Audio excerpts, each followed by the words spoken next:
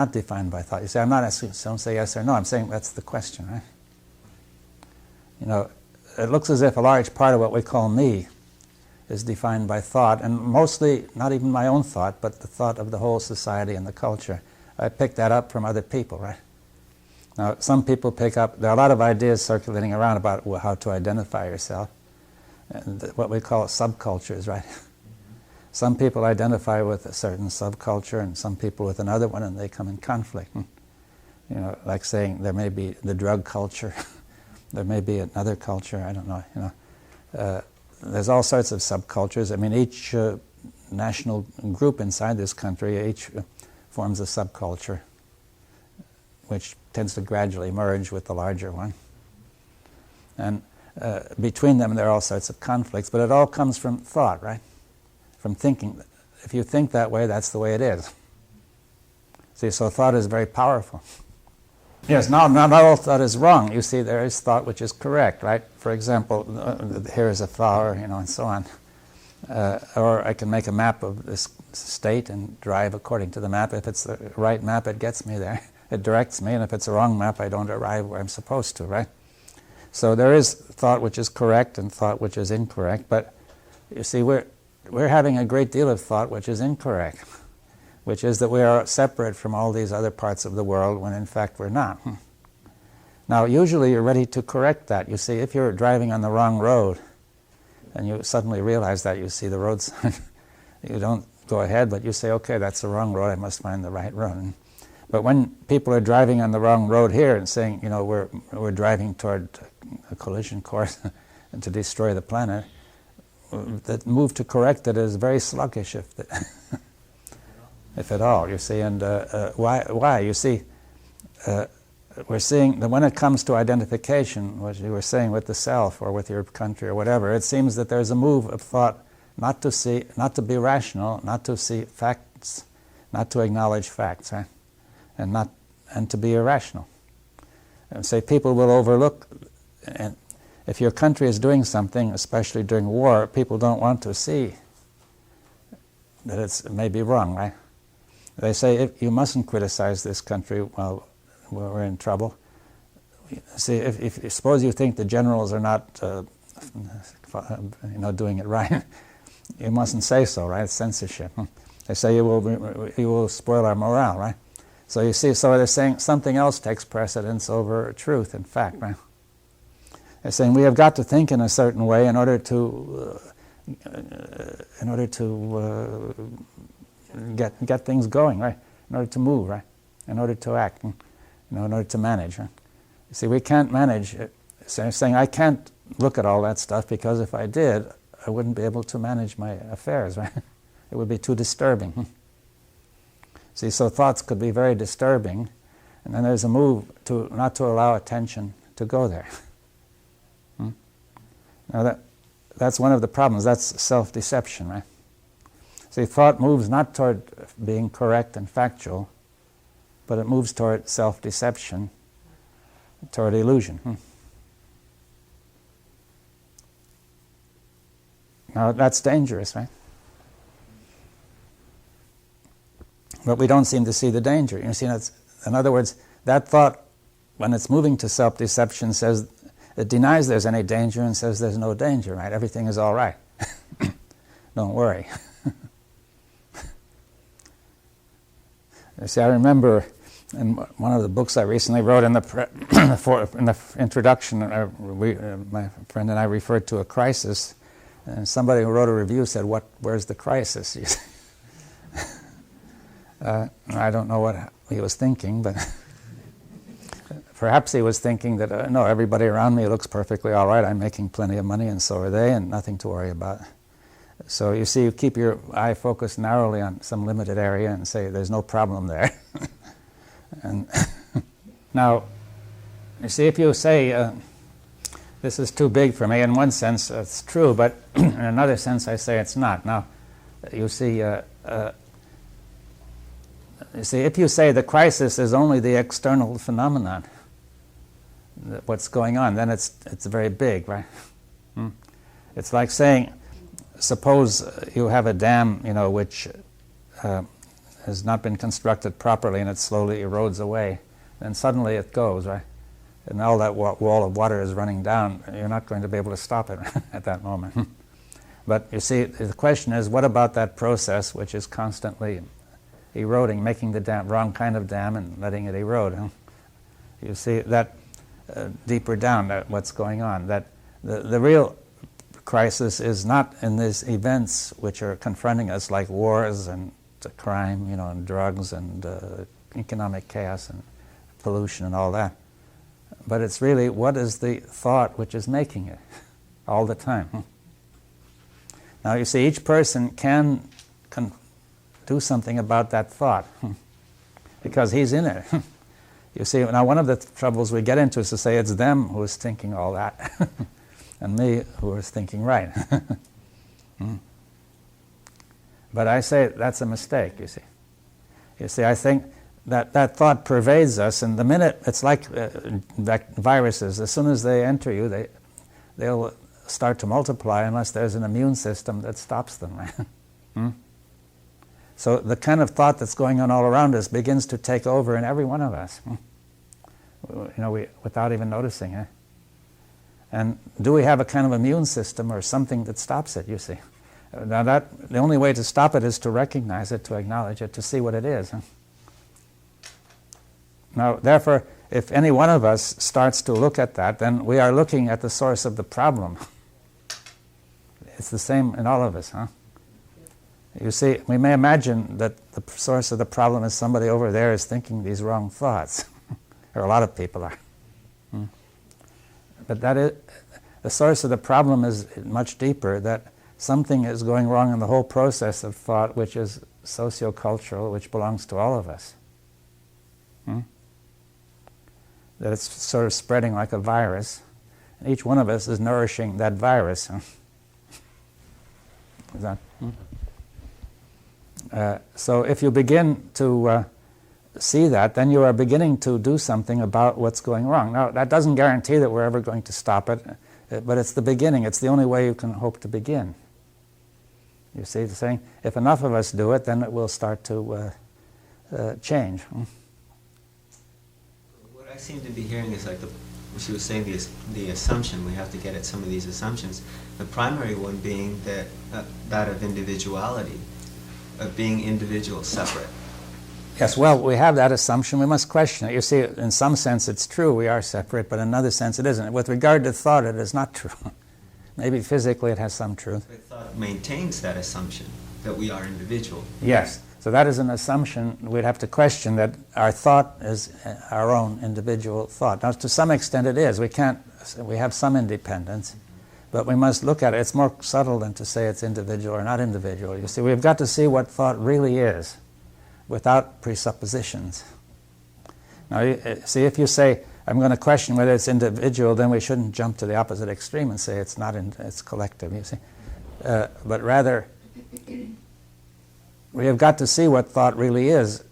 And whatever is going wrong, that's the first step to try to understand what is really going on.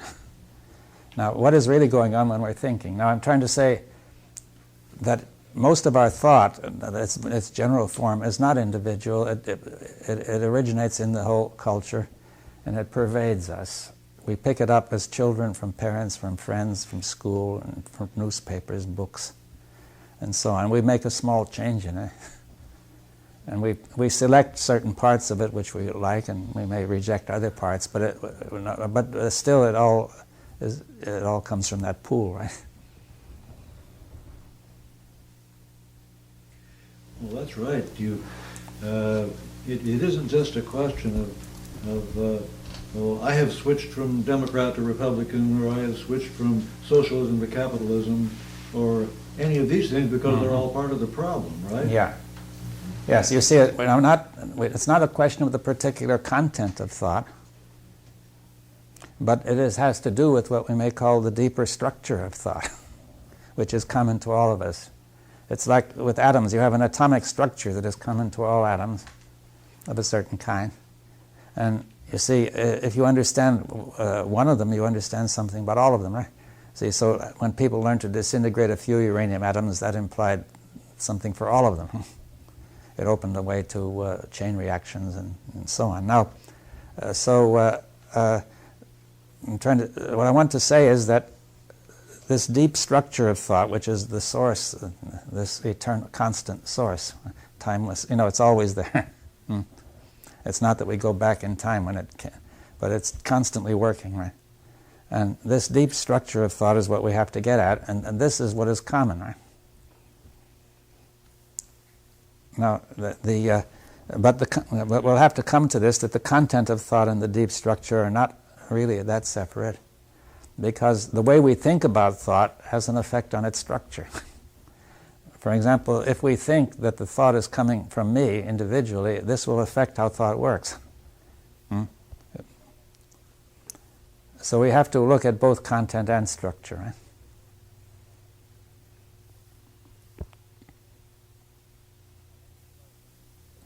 Now that's the sort of thing we're aiming for in this period of time and in this weekend. There's some things I would like to bring out about this content and structure. Right? To see what I'm saying, we want to get some insight into how it's all going. Without this insight, I say we are going to find it very hard to get to do anything. Right? We're sort of just caught in this whole whirlpool. And if some of us have this insight, it has a meaning or a significance or a value, even though only a few of us have it. Right? It's not right to think, well, we're just a few of us and there's this tremendous wave of destruction. That will make you very depressed, right?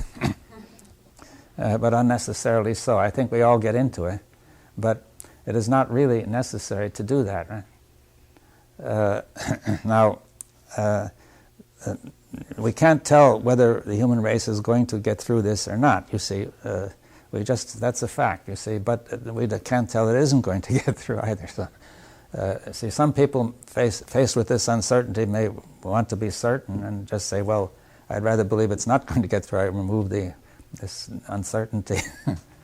But the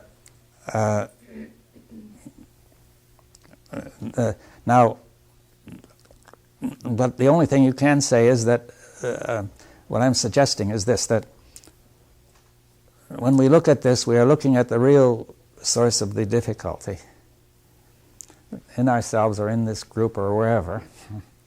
It is all one, right? So if we can see it here, we have seen the essence, right? Now, and that has significance, right? A moment ago when you said have an insight into the thought, you weren't meaning simply to have an accurate description of the situation, but something more. Yeah. It's to see its inner nature, to really see into it, right? Like you have an insight into a puzzle or whatever is a very simple, small case of it, right? You see, I like to play with words, like the word evidence has the root videre, to see, right? Video. It means to see outwardly. The evidence is what you see outwardly. Now, if there were a corresponding English word which had the same Latin root, you would have the word invidence, to see inwardly, right? But the English word for that is insight. So from the evidence, you need an insight, or else you don't understand, right? The evidence alone won't get you anywhere. It's just the outside, right? But without the evidence, you also can't get anywhere. So we have to see the meaning of it. To see what it all means, right? Now that's a kind of inner perception. Now, this is an extraordinarily difficult kind of inner perception, or at least it looks that way. You see, suppose you're doing a scientific problem or a technical problem. You have a lot of evidence, certain facts and so on. You don't understand how the thing works, but as you work with it, suddenly you see how it all works, right? And we could call that a kind of insight, looking into it. But see, here we have got to see how thought works, and usually we use thought to look at things, to figure things out. Now, how are we going to do it now, you see? I'm just raising the question, right? But, I'm not going to answer it right away. You see that we are facing an extraordinary question, which is, it could be asked, say, what is the instrument with which you see how thought works? One of the things that I notice is that when one attempts to look at thought, one looks through time, thinking that one can achieve something through seeing certain parts of it. But more and more, that seems just to create more confusion. And that seems to be one of the processes of thought, to work through time. So. Yes, well, thought does work through time. It takes time to think, and thought projects time as past and future, right? Mm-hmm. Now, well, I think I was going to say something about that a little further on, but the instrument to see thought can't be thought itself. Well, probably not, but you see, if it isn't thought, then what is it? Isn't it possible Perception. just to watch? Yeah, what? Yes, perception, but not only sense perception. Well, it's a deeper, inner thing that's not thought. It's insight, or it's of a different nature than thought. Yes, it is a different nature than thought, and yet we need clear thinking to present this problem. You see, one of the things which is interfering with insight is just thought, right? The way thought works, that it works in such a way as to prevent insight. For example, if we have the assumption that thought is being produced by the self, by the thinker, then you experience it that way, and then in a way you're denying that thought is being, you're denying what is actually happening and presenting another picture, you see. Now that makes it very hard to have an insight. You see that the thought contains a deceptive function, or it produces some illusory picture. And you see, so if you say we have got to get the evidence, you see, and if we look inwardly, when we look inwardly at first, we will look at a picture which has been fabricated by thought. You see, and therefore we will have the wrong evidence. You see that we'll have the wrong starting point. Now, you see, that's what I'm trying to say. It's a very subtle thing which we have to go into slowly. You mean that you might have to, if you had a so-called problem, that you would look at that and try to resolve it, and it may be created by the thinking itself, so it's the wrong premise to start from. Yes, you see, the thinking creates things which don't seem to be thought. Now you see, if I say that the sense of self has been created by thought, but that's not the way we experience it, right? So when you just look inwardly, you feel, I am here thinking. Now, you see, it's no use trying to deny the evidence of your perception, or at least you seem to perceive it that way, you see. That seems to be the phenomenon. Now, you can't begin by denying the phenomenon and saying it's something else, you see, because now the phenomenon is produced to a large extent by thought, but thought doesn't know it's doing it. That's one of the themes which I want to develop here, that a great many things are happening which are being done by thought, but thought doesn't know they're being done by thought and treats them as the actual fact from which it is proceeding, right? And therefore, it becomes hard to get the evidence on which the insight has to be, which will help lead to the insight, you see. That is, see, one of the points about evidence is that one reason we're looking at this is we may have noticed that things are not working right. You see, the evidence is that there's a lot of confusion and contradiction in thought all over the world. It's producing all the troubles that I've been describing. Now, but we're in a very treacherous domain, because a lot of this evidence is still infected by the thought process. It's being interpreted through the very thought process which we are questioning. Now, see, also, I'm not trying to say that thought is all wrong, but rather a certain kind of thought is where the trouble is, and there's another kind that may be right, and we have to discuss what their relationship might be. Now, you see, if you say now thought is based on memory, clearly, well, I'll come. You see, well, let me come to this a little later. You see, thought contains a tremendous tendency to distortion and self-deception, which we have got to begin looking at.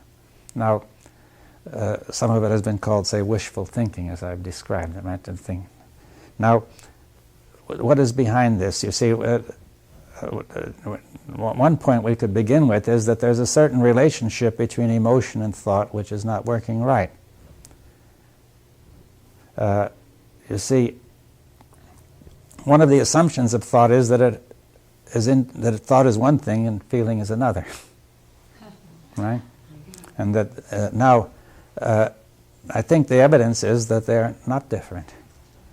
Now that suggests that. Now, I mean, you can immediately see that when you think, it affects your feelings, and vice versa, the feelings affect the thought. That is, a certain emotions may produce a tendency for you to, if you have a desire for to believe a certain thing, your thought will always move in the direction to confirm that belief, right? Mm-hmm.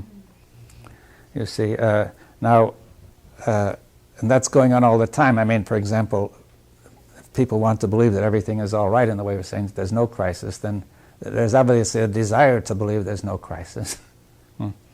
And therefore, people will constantly fabricate evidence that there is no crisis by their ways of thinking. Or if they want to believe there's a crisis, they're liable to fabricate evidence that there is a crisis, you see. It's really difficult. See, some people say, great, there's a crisis. This gives us a chance to make a revolution, right? This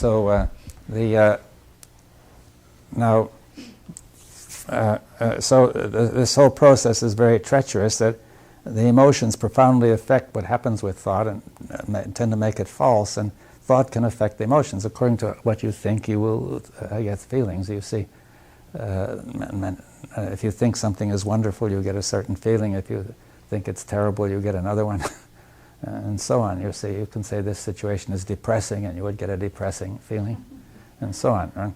You see that it's clear just by ordinary experience that thought and feeling have a tremendous effect on each other, which denies the way that our culture is thinking about it, generally speaking. Now, also neuroscience would back that up. You see, the studies of the brain structure suggest that the thought probably originates somewhere in the outer cortex of the brain, the frontal lobes, and the emotional center is deeper down, and there's a very thick bundle of nerves connecting them, and they should be closely related, you see, by that in the nerves. And in fact, there's a lot of evidence they are. The well-known example I discussed last time of a man in the last century who, in an explosion, an iron pin was driven through his brain, went out, and just cut that bundle of nerves. And he was totally changed in character. You see, he had been a very level-headed, reliable person, and he became totally emotionally unstable, and also unable to follow a connected line of thought. And he was unable to really do anything. It's clear that there is a close connection between emotion and thought, two-way.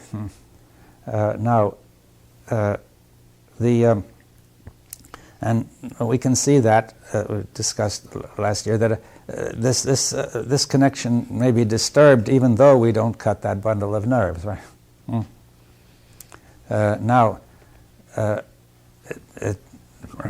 People are talking a lot about stress, which is such a disturbance that we may have the emotions in the primitive sense, or have the reflex of, say, to fight, to run, or to freeze, to produce the neurochemicals needed to make you fight, or to run, or to frighten you, or to stir you up with adrenaline, noradrenaline, all sorts of things, or to calm you down with endorphins or whatever.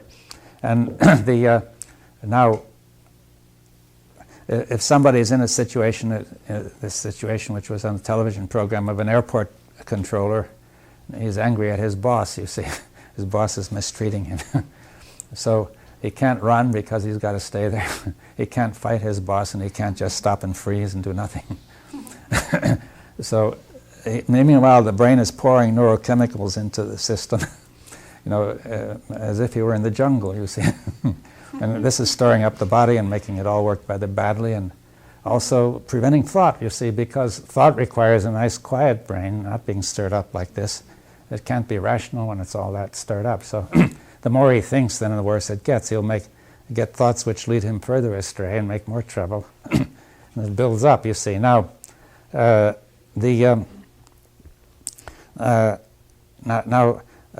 civilization tends to make this worse. I mean, that's clear. In very simple times, and with hunter-gatherer tribes of 20 to 40 people, everybody knew each other. They had a very simple life, and such situations are seldom sustained.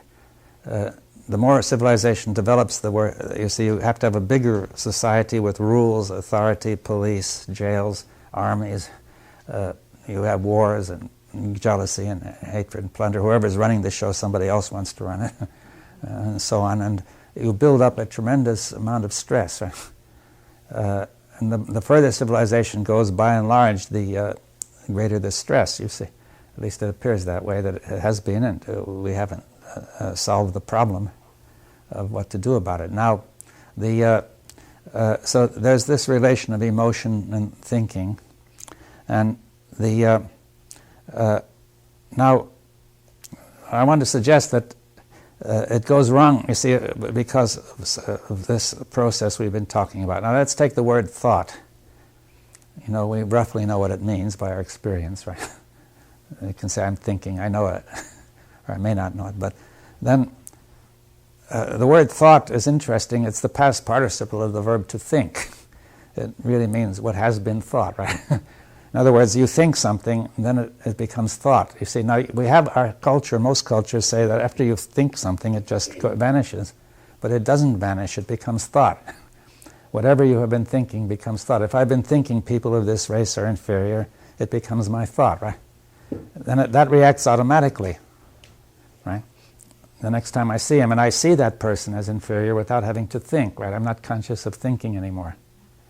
Or if I say that there are assailants in the neighborhood and I'm in a dark night and I see sort of a shadowy form, my thought is there are assailants here, and I may then perceive that assailant, right? The thought just works, even though there may be none, right? Then if I see it's a shadow, it all goes. Now, the adrenaline, while it's there, the adrenaline is going, the heart's beating and everything, the whole system. So I say thought, emotion, the body, everything is all one process, right? It seems evident. Although our whole culture uses words and language and thought in such a way as to say that it's not so, right? Now, and that's one of the misleading things going. One of the ways in which the wrong notion that thought has about itself is twisting up thought. You see, now, so we have this thought, which is now thought.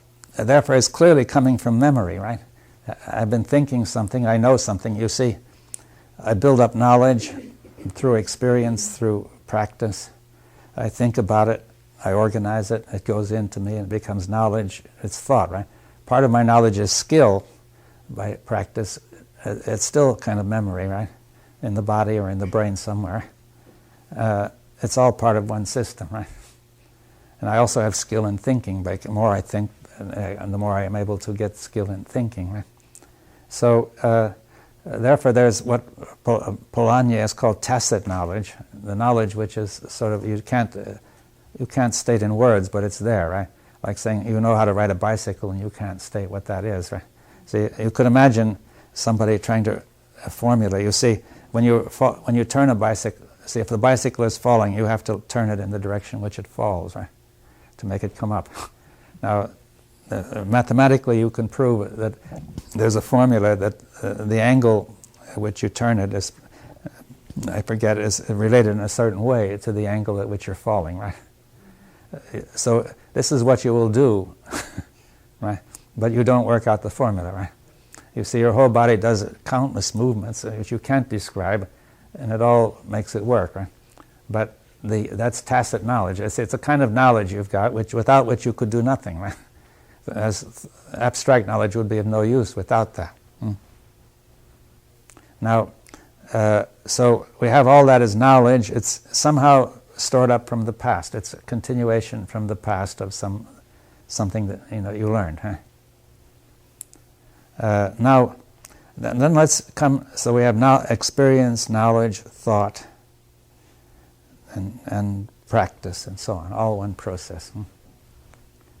Now, then in there is emotion somehow, feeling. You see, now the word feeling. See, thinking has the word an ending ing, which suggests something more active. Thought, something from the past, right? The word feeling would suggest something that's always from the present, right? Now, but many of our feelings obviously are not from the present. You can call them up, right? Remember them, and also you're affected by past feelings. That if you have had a traumatic experience, that feeling can come right up again when something similar happens.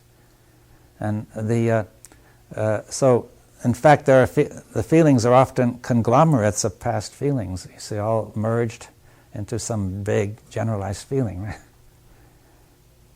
Now, the language doesn't do justice to that. Now, for example, suppose we were to coin a new word. I know people won't accept this generally, but we could, for our own purposes, coin a new word, and you could use it for your own purpose without trying to get it, even though people is not part of our common practice, a common use of language. But you bring in the word felt. You see, just as we have thoughts, we have felts, right? Now, therefore, we could say there may be such a thing as new feelings, which tell you of something new, or which, say, subtle feelings you would have with nature, or say you suddenly see a dangerous animal in front of you and you feel something. But most of our feelings are not of that nature. They are felts, right? As most of our thinking is not fresh and new, but it's thought. Now, we say these may have their place. You see, you should be warned of danger if there's danger. You see, for example, you may have electric wires. Now, there's no instinct that tells you that electric wires are dangerous. But you may be told that they're dangerous, you see, and you may see the reason you must keep away from high-voltage electric wires. And seeing high-voltage electric wire, you get a feeling, or you felt, really, you move back, right? So that is useful. But on the other hand, we get all sorts of other felts, like saying if somebody treats me badly and doesn't have due regard for me, then I may feel angry, right? Or I feel violent or hatred, even going on to hatred. Or certain things may give pleasure, right? Because they gave it in the past, right? And so on. Or pain, or fear, or whatever. Now, but still, we incline to say that's feeling, and it's not felt, right? It's really very important. If it were feeling, it would be probably very important, right? If it's a felt, it may not be very important. You see, but that leads us to give too much importance to felts. But that has a profound effect on everything. Now, you see, thought and felt are one process. They are not two. They both come from the memory, right? In the memory, they probably are all mixed, right? You can't imagine there's one memory for thoughts, another one for felts. Saying two boxes. But they're all there in one memory. So, okay, so something happens, that memory stirs up, right? Suddenly produces thought and felt.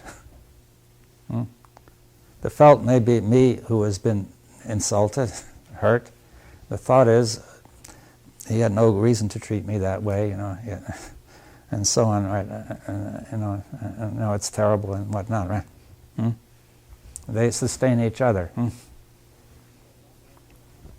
So this is a wrong idea about thoughts and about the whole process, which our culture and most cultures have propagated, which helps to make that add to the chaos and confusion in that process.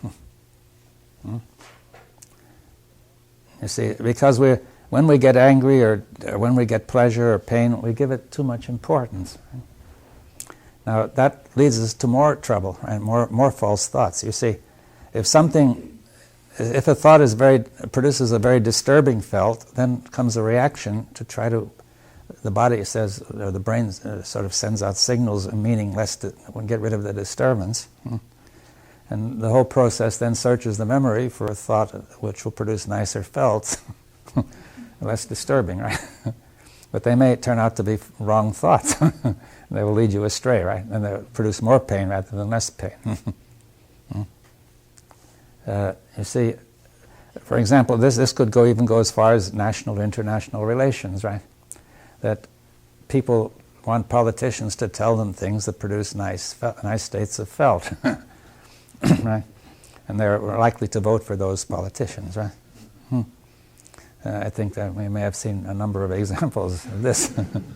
Now, but of course, this doesn't mean that you have elected the best politician. He may make you feel better, but then some of the things he does may make you feel a lot worse later. So all through life, you see, we get into that trouble, right? Wishful thinking and so on. You see, all around, that's a very serious problem, right? That the thoughts and the felts come up. They're coming up from memory. Now, the thoughts and the felts generally are not harmoniously related, and they're disturbing the system. Now, if you imagine somehow there's a true relationship possible on that thick bundle of nerves between the two centers, intellectual and emotional, but that bundle of nerves cannot touch the real source of the disturbance, which is memory. I mean, who knows where memory is, right? You see, all the moves which are made, which instinct makes to correct the disturbance, are irrelevant and probably make it worse. Huh? Is that clear? You see that this sort of thing can happen even in the body. You see, I remember I once had fibrositis due to pressure on the nerve in the spine. It was the nerve coming from the hand, so it produced a tremendous pain from the hand, apparently, though the trouble was not here in the arm at all. It was in the pressure in the spine, right? But in other words, any signals coming from the hand would go through that nerve and reach the brain and be interpreted as from the hand. But if you touch that nerve halfway between the hand and the brain, it will produce a similar effect, right? Now, the point is that not only confused one intellectually by saying, I think the pain is coming from the hand, but it confused the whole body because the hand inflamed, as if, in other words, all the processes of the body were misinformed, right? You see, so therefore, if we get a wrong notion of where the trouble is coming from, the very move to correct it makes it worse. Now, that's what's happening. You see, we might think that suppose we say our thoughts, we have a disturbance, and the thought says, oh, I have a wrong feeling. I'd like to have a good one. And the feeling said, that thought is horrible, I'd like to get rid of it, you see. I mean, so the feeling makes a demand to produce a nicer thought, and the thought makes some demand to produce a nicer feeling. But you see, they're not really, the demand only goes to memory. You see, anything which happens in the real relations will only muddle it up more. But the demand actually finally has to go to memory, which is the source of the problem, right? But it doesn't know that that's the source of the problem, so it doesn't go there.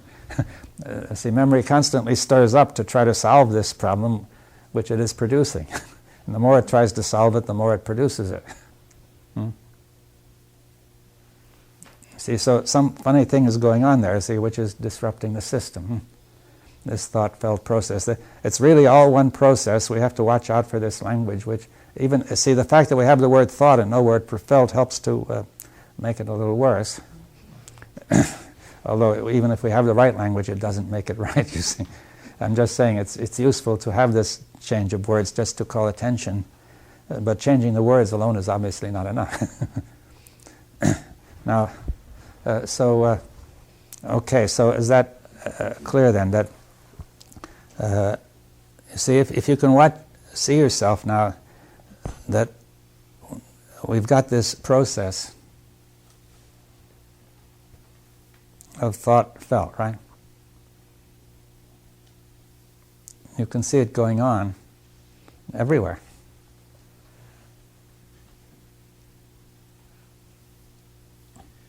Well, maybe I'm jumping here. If I am, I withdraw it. But we actually remember in sort of 5 cents video, and then we have words for it over here, and then we have the cultural conditioning over here, and the shoulds and the shouldn'ts over here, and of course all this gets together and it does make a mess. Am I on track? Yes, it's all in memory, you see. Yeah. It's all muddled, mixed up in memory, but it comes out apparently separate.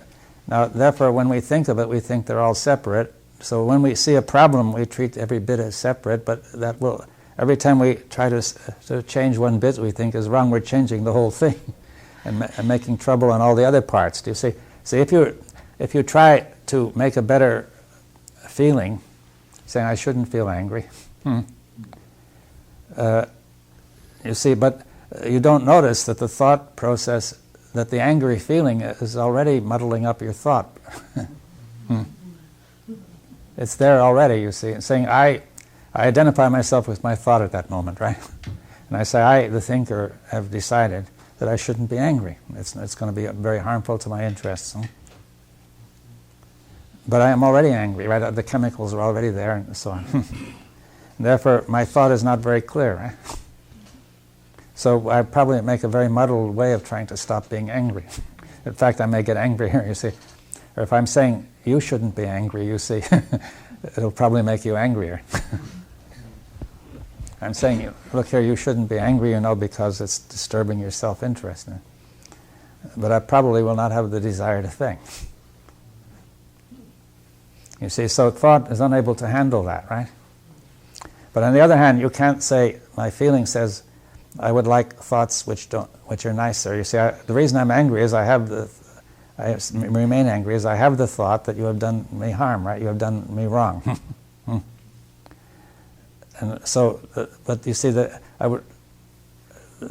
point is that you can't just say, well, let's give up that thought, right? You know, the feeling might say, I would like a nicer thought. So it might even suppress the anger, you see, though it would still be there underneath, right? It would suppress consciousness of anger, right? Saying, I'd rather not think of that. Right? Saying, I'm not angry, you know, it's all right. But it's still there, simmering. Isn't that what affirmations are doing? What? Isn't that what affirmations are doing, overriding the disturbing thought? Apparently overriding. Apparently overriding. Yes. Yeah. But in fact, you can't override it because, you see, the disturbing thought is in memory, and it's in the same memory that the affirmation is coming from. Huh? Earlier you said we didn't know where memory was. Yeah. And I would like to suggest that it's in the connections, in the hookups, the wiring. It may be. But people have argued about that. I don't think they have really settled it. Now, it doesn't matter where it comes from as far as our present argument is concerned, right? We can discuss it now without knowing where it comes from, right? Now, it would be interesting if somebody would find out. No, the point is now that it's all, that memory also affects the physical body, you see. It affects the sensations. You can remember them, and you can produce states of stress in the body from memory of states of stress, right?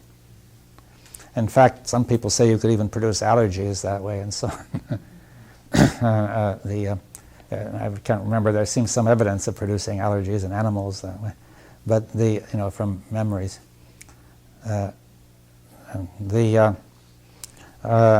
So maybe it could even affect the allergy, whatever produces allergies and the immune system and all that. Right? See, it might have a really profound effect that what is in the memory could affect the whole system very, very deeply. That it's all mixed up together in the memory. So therefore, when memory works, you cannot separate the intellectual function, the emotional function, the chemical function, the muscular function. They're all there, you see, because this tacit knowledge is also a kind of memory. and that's really something very important that our culture gives us a wrong lead on, direction. That it all constantly tends to imply that they could be separated and that one could control the other, you see. Saying, for example, that thought could control feeling or felt, or that otherwise feelings should be able to control thoughts. Like people are saying, love one another, and then you will have the right thoughts. And if you did, you would. But then, see, if you have already a lot of thoughts saying these people have done terrible harm to me, they've killed all my friends, they've tortured, they've murdered, and so on, you're all stirred up chemically, you'll find it very hard to love them. You see. Maybe one or two people might manage it, but in general it doesn't seem to work. Now, so you can see that you cannot, all of these approaches which start out from the assumption that these functions are really separate or separable cannot work. I mean, they're based on a wrong assumption. So you're saying really that thought can't move without a felt. I mean, Yeah, and felts can't move without a thought. Whatever's in the memory, everything stirs up. You see, imagine a pool with all sorts of stuff in it, you know. Whatever you touch, the whole pool is stirred up, right? It's a real surprise that thought comes from the memory at this moment. I could never conceive. And the felt comes as well as from the moment, from the memory. Because as the feeling is something fresh, it takes place now. But the thought can be from the past. Yes, well, the feeling, the felt takes place now, but its source is memory, whereas if there were a fresh feeling, it would come from some other source, right? Perception, perhaps, I don't know. You see, it may be that our primary perception is through the feeling, which then gets refined through the thought, right? Thinking. But at least there's a sensitivity which would be the primary perception, and it gets more and more abstracted and refined into thought. Now, that's the one picture you could make. But now, see, let's say, for the sake of discussion, that you see something very beautiful in nature suddenly, and some response occurs first in feeling, and then you may begin to think about it. But that feeling may well be a fresh feeling, though it may not, right? Maybe you've seen something similar before and you have a felt, right? Yeah. But it seems very difficult to recall that to the surface reproduce feeling. In other words, the feeling as it moves into thought seems to merge into thought, and then when memory tries to bring the feeling to the surface, it doesn't seem to be able to do that. Well, you can bring feelings up, but they're not necessarily the same as the original. Right. You see, you can bring up how you think it felt. Yeah, because the original feeling seems to have merged into thought as thought went into memory. Well, you see, what I suggest happened is simpler than that. It's that both went into memory, Yes. and memory is not the same thing as the original. It's some sort of rough copy. Yeah. It's you see, so. But through some sort of thinking process, you can rethink, but you don't seem to be able to re-feel. Well, you can call up the feeling of what people do call up the feeling of what it was like to be a child, or sometimes something may remind you of it sometimes. And you know, people get those feelings of the past, feelings of nostalgia, feelings of heaviness, oppression, or feelings of enjoyment. Or, you know, in other words, if you remember, the older you get, the harder it is. But if you can remember something that happened, which had a strong feeling, some of that feeling comes back. The vague, Vaguely. in a vague sort of That's way. what I call a felt. But I say that is a minor point. The major point is that the felt is there ready to respond to the present moment. Say somebody that says something that offends you, and you get a response of anger, which is a felt, or you may get fear. If you have been frightened badly by certain kinds of situations, and something reminds you of it, or something similar, will produce a feeling of fear, right? But memory doesn't separate it. No, it doesn't. But you get that fear, which is combined with the thought, this is what made me afraid, or this is what's frightening. You never can separate them, you see. Now, but on the other hand, our language always separates them. We're always trying to separate them, and we're being misled, right?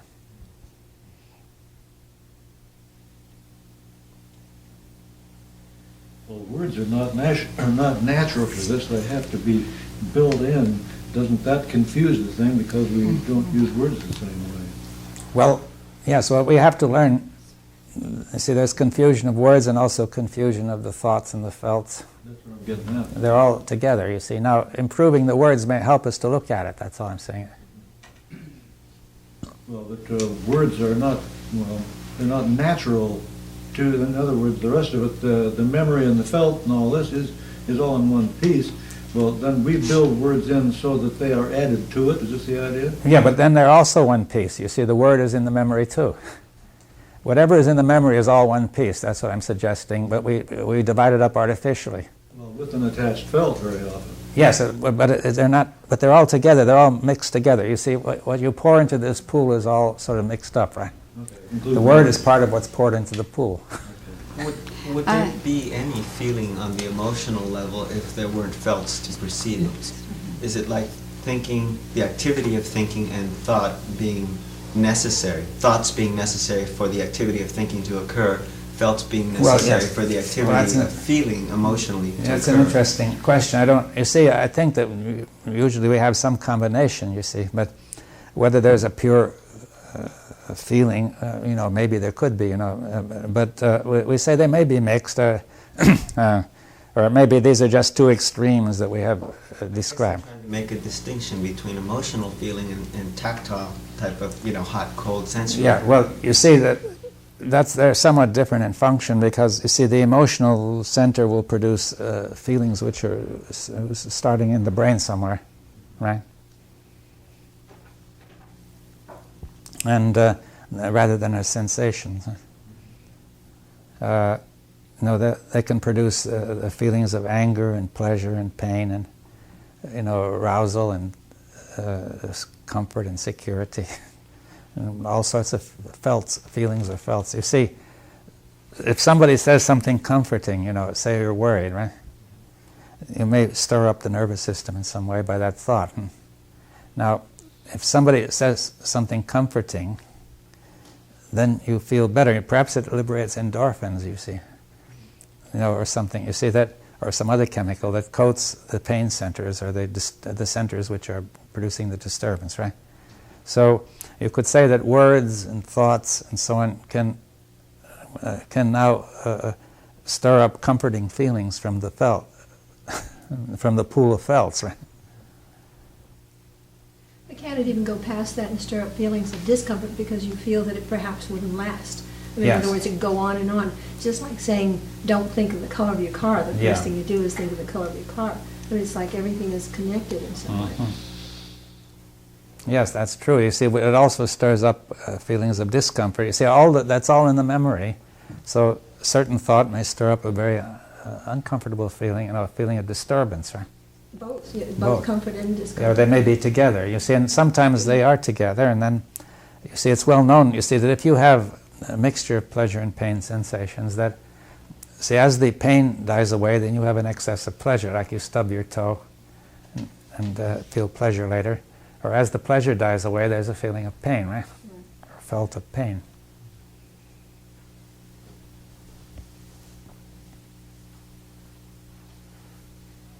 Is that all there is? Or Well, no. No, I'm saying this is I don't hope it's not all there is, but I'm saying that this is a big part of what's going on, you see.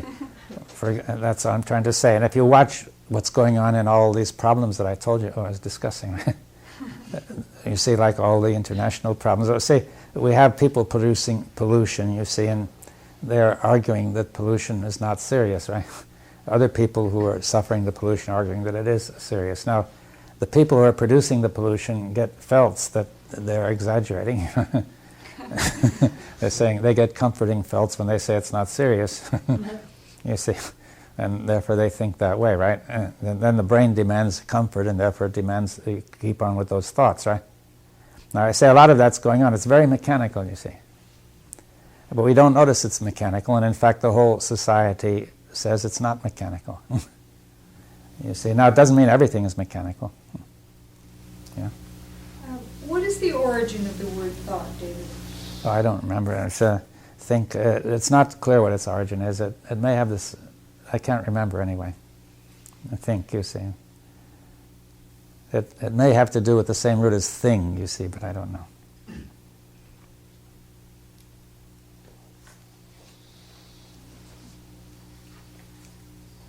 That's our problem. Is there a process or an observation outside that problem, which is ourself, which is what you just described, which can do something about that problem? Yes, or perhaps we already have. You see, let's make it more general, you see, because even to postulate that there is something outside may be something invented by this process itself. You see, there may not be. Something new.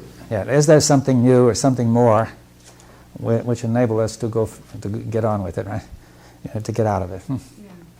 You see that. That's perception or insight. It can be that, but you see, I say that's a suggestion, but I think that we have to be careful that that this thought-felt process can produce in the imagination something which it calls perception or insight too, you see.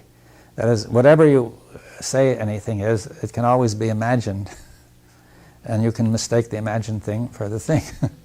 You see that, the creation of illusion. Now, you see, that's why we have to go very carefully. It's a subtle question that if I say perception, that is a word, that goes into this pool of words and thoughts and felts, and out of it comes a picture of perception. And I say, yes, I perceive, right? You see, that's the danger. You see what I'm driving at? You see that you can say, love one another, that's what we need, right? All you need is love, right? And you say, so these words go into the pool and they come out with some felts and say, okay, I've got love, and now everything is all right. You see, those felts are whatever, past conglomerations of feelings are now given the name love, right? But how could something new come out of what's the old? Yeah, but yes, I'm not saying it's not all that, you see. I'm saying we have not said it's all that. I'm saying we don't know. There is more, but we're saying this has been a big thing. We have to pay some attention to it. You see, let's try to put it that as long as this is filling the brain so much, it will be very hard, assuming there is perception, for anything to be perceived. You see, it's like saying we fill the air with fog, and it will be very hard to see anything, right? Or you see, dust clouds or something. You see, you say, this is going on. Or does that mean that every part of the brain is touched by this cloud? It may or may not be. You see, for the moment, we'll say that this is the dominant thing that's going on, generally speaking. You see, the less we make assumptions about it, I think, the better. You see, that if we can feel out what's going on, it's better than to make an assumption. We will make some, perhaps, but still, let's try to be careful. Well, presumably, if that's what's going on all the time, which is almost all the time, let's put it that way. Almost much all of the time. Right? I mean, it's perfectly obvious that that is what's happening most of the time. Then perhaps the only way one can approach it is just not to take it so seriously. Well, that's one thing. That's the first step, which we've seen. That it's already implied in what we've said that if these are felts, that they're not to be taken so seriously as we had been doing. Now, that was a correct implication. See, the thought process is not all corrupt because, see, if it had been, we would never have produced this technology. We would never have got to the moon. You see, we would never have got to the next corner even. You see, that in other words, in order for this rocket to get to the moon and do all these things, people had to figure out all sorts of things and correctly. When they made a little mistake in a ring, the whole thing blew up, right? You see, so and that mistake was made because of the thought-felt process that there was a lot of some group of people didn't want these rings criticized for various reasons, and so they felt better not criticizing, and therefore, and so on. You see, so it was, although even technically this thought-felt process goes in there, but still, it seems that thought has some possibility of not being totally wrong and not being totally muddled up in this thing. So we can see that seems clear enough, right? That thought can do all these other things, and it can also get lost in this stuff, right? And maybe the two mix up. Yeah, 5 minutes. Yes. Well, yes. I wanted to do one more thing. You see, maybe if we go on about maybe 5 or 10 minutes beyond that, and then one point more which we could do tonight. You should discuss tonight. Now, this is the question of it was brought up before, how time comes into this, right? Because thought obviously is used for defining time, right? That is, no, you can't really define time without thought in some way. And now, you see, suppose we say, here we have this problem. It's all, we all see it. Now, in technical thought, which we say is that area where thought seems to work,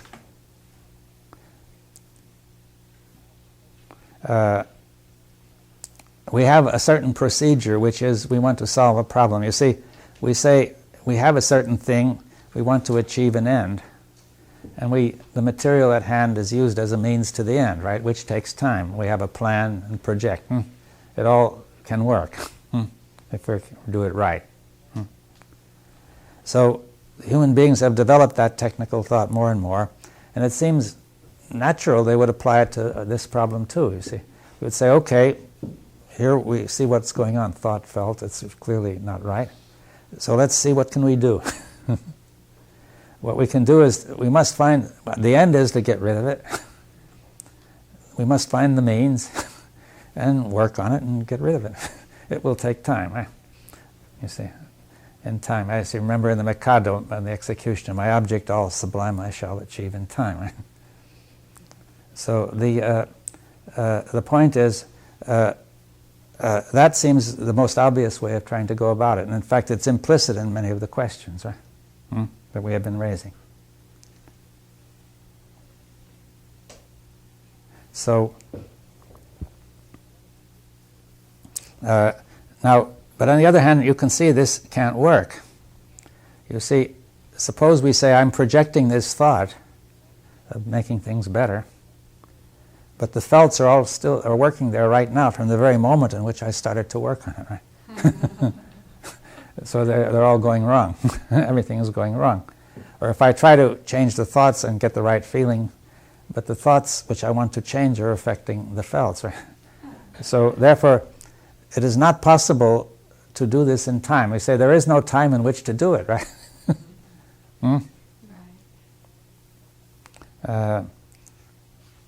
You see, that's where the problem is. You see, ordinarily, for all technical problems, we have time. We project the end and use the means and achieve the end, right? And it seems natural, you see, it spills over into this area, right? That kind of approach. But it doesn't work. Now, our culture doesn't realize it doesn't work, and we're constantly doing it. I mean, people are constantly trying to solve this problem by the kind of thought which projects an end and uses means. That's clear. Countless techniques exist for trying to solve this problem.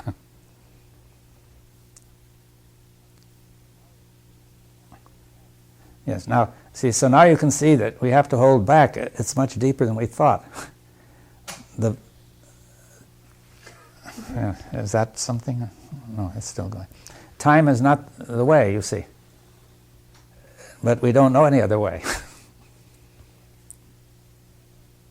You see, so where are we, you see? We're saying all the way we had is not going to work, you see. It cannot work through time. But the whole of society, all of science, everything works through time, right? All our knowledge works through time. It does work nicely in certain areas. But I suggested it can't work here. Now, it's not clear exactly where the boundary is, because a certain amount of memory, and now obviously memory and time are here are almost the same thing, right? We cannot use memory as the base. At least it looks that way. Maybe we can, maybe we can't, but at least we see a problem in trying to do it. Now,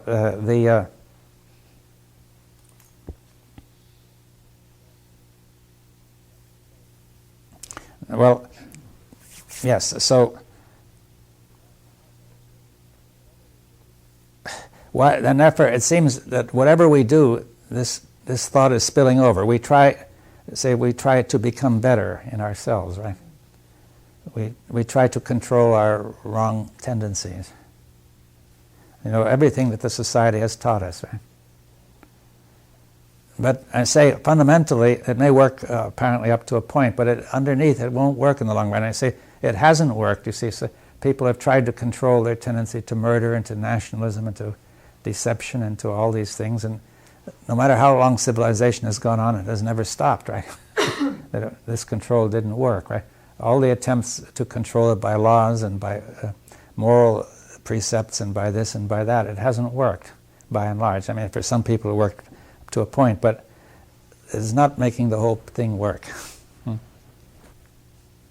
Now, so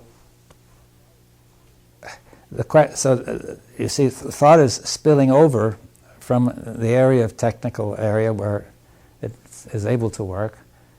this kind of thought anyway, into an area where it doesn't work, partly because we don't know anything else, apparently. But we really don't quite see why it spills over. You see, we say, why shouldn't we just stop? You see, maybe if we stopped trying to deal with this thing, the problem might not be there. You see, the problem itself is sustained by this attempt to control it, you see. Because the thought which tries to control it is already twisted by the felts which it wants to, which are in the background there, which it's got to control.